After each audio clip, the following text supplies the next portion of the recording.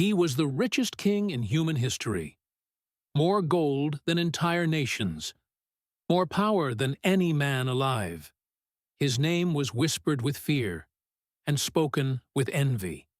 Yet every night, when the torches dimmed, when the palace fell silent, he did not sleep. Because the more he owned, the more enemies he created. This is the story of a king who had everything mankind desires, and peace was the one thing he never possessed.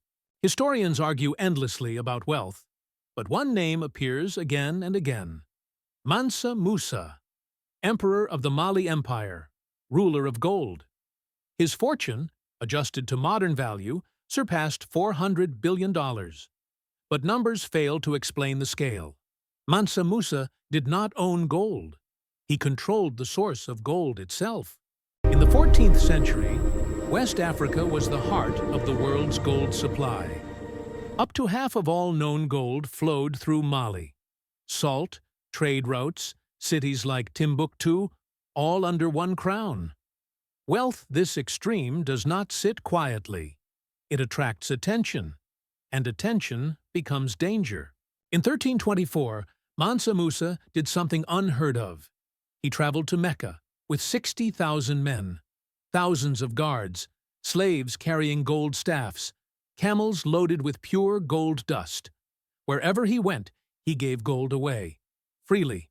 So much gold that entire economies collapsed. Egypt suffered inflation for over a decade because of one man's generosity. That pilgrimage made Mansa Musa immortal. But it also made him a target. Kings began to watch Mali. Merchants plotted.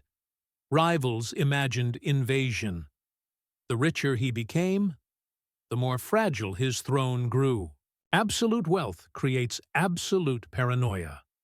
Every visitor could be an assassin. Every ally, a future traitor. Guards slept in shifts. Routes were changed daily. Gold bought protection, but it could never buy trust. Power isolates. The richer the king, the fewer people he could trust. Mansa Musa ruled an empire, yet lived surrounded by fear. This is the paradox of extreme wealth. It promises freedom and delivers imprisonment. History repeats this pattern relentlessly. Croesus of Lydia, wealth beyond measure, ended in defeat. Roman emperors, assassinated by their own guards. The lesson is ancient and brutal. Wealth attracts loyalty, but power attracts betrayal. Western history minimized African empires, not because they were insignificant, but because they challenged the narrative. A black African king richer than any European monarch did not fit the story. So history whispered, instead of shouting his name. We do not know how Mansa Musa died. No dramatic execution, no recorded assassination, only silence. A man who owned everything, leaving the world quietly.